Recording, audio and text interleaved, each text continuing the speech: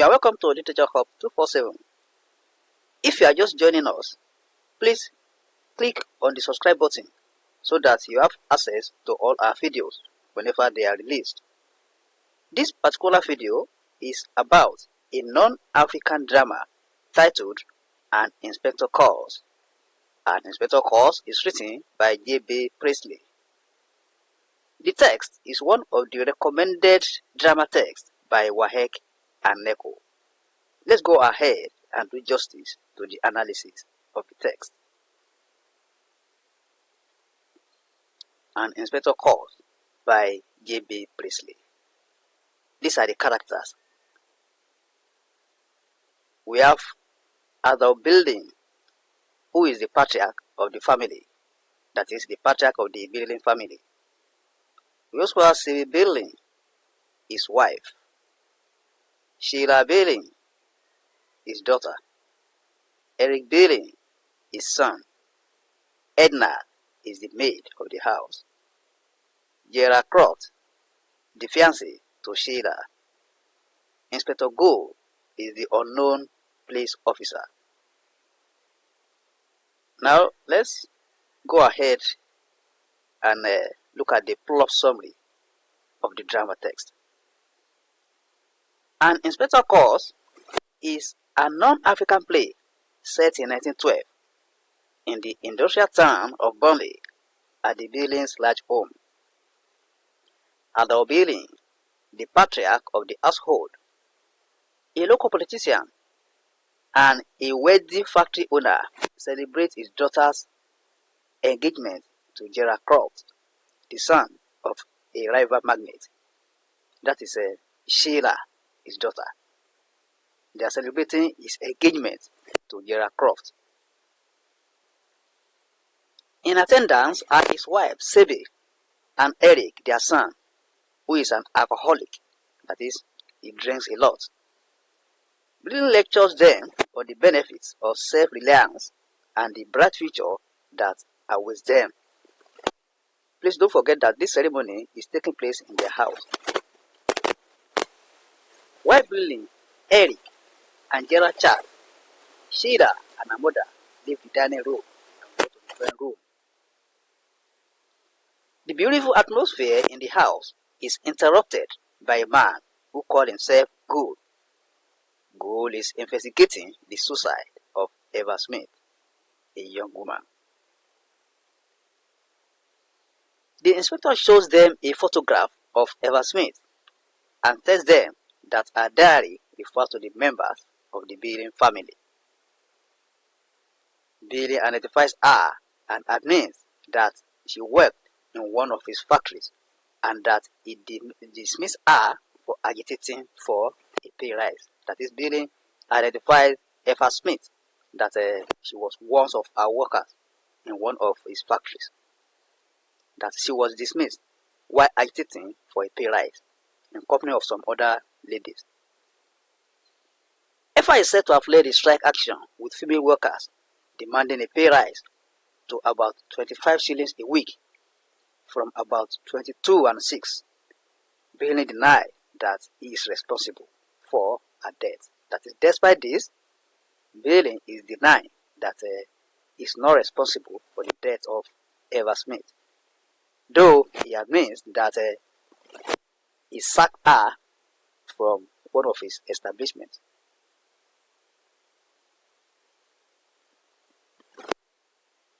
Sheila is sent by her mother to call Building, Eric, and Gerald to join them in the drawing room. She is thereby shown the photograph also. That is, Sheila is also shown a photograph of Eva Smith to identify her. Sheila also identifies Eva Smith and says that she ordered the manager of a departmental store to sack her. Mayward is the name of that departmental store. She explains further that she went out shopping where she saw a nice dress in a shop where Smith was working. She then asked for help to try on the dress. Smith was one of the two helpers. Due to her dissatisfaction after trying on the dress, she angrily ordered the manager of the department store to fire Eva Smith. What is Eva Smith's offense? Let's look at this. Smith has perceived herself as more beautiful than Sheila and says that this dress would have fitted her much better than Sheila. That is the only offense of Eva Smith. And that is why Sheila ordered that she be sacked from the shop. Eric leaves the dining room and her mother enters the room shortly. The inspector then says that Eva Smith changed her name to Daisy Renton. That name startled Gerard. That is, when Gerard also hears the name, that is Daisy Renton, the name startled him, and amazed that he had met a woman by that name in the palace bar. Gerard says he pitied her condition as she was unable to cope financially. He then gave her money and arranged how she would move temporarily into a vacant apartment that was owned by one of his friends. While being interrogated, he revealed that he had a relationship with her over the summer, but parted over a few months.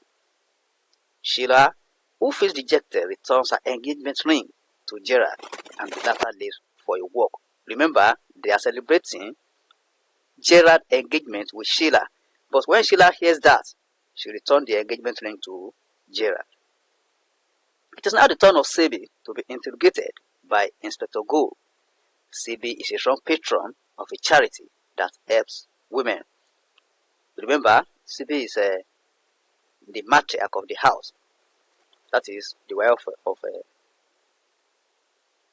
the house, the mother of the house. Smith, who was pregnant and poor, has sought assistance from the charity for help. She claimed to be Mrs. Billing and said that the man who impregnated her abandoned her. Sebi, however, used her influence to convince the committee not to give her any grant because she introduced herself as Mrs. Billing. She believed that Smith was a liar and irresponsible. She said she should find the father of the unborn child. That was then. The inspector cross-examined her vigorously to admit wrongdoing. She denies any wrongdoing. That is Sebi. Inspector Gould then convinces Sebi, Mrs. Billing, to accept that the blame should be on the man who impregnated Smith. It surprises the family that Eric is the drunken young man responsible for the pregnancy. At that instance, Eric enters and the inspector asks him some questions. He admits responsibility for the pregnancy. He explains that he made love to Smith one day after he was drunk at the palace bar. They also met again to make love in her room. It is also revealed that after Eric knew about the pregnancy, he stole 50 pounds from his father's business to support her. That is, he stole 50 pounds from his father and gave it to Smith. Smith collected money from him for some time. She refused to collect money from him when she was aware that the money was being stolen, and she dismissed Eric. Mr. Billing and Mrs. Billing are greatly vexed by Eric's misbehavior that night. The inspector then reminds the family there are consequences for actions taken. The family then recalls the events of that night pertaining to Inspector Gould after he left. They begin to question the authenticity of Inspector Gould as a police inspector. They now begin to consider whether he is a real police officer or not. It is Gerard that first confirmed that Inspector Gould is not a police officer. Billy also puts a call across to the chief constable, and it is confirmed that there is no officer by that name in the force. So they put their mind at rest that Inspector Gould is a fake police officer. Further investigation also reveals that there is no case of suicide recently reported. The family then resolved that the whole issue is a hoax and that Inspector Gould is a fraud.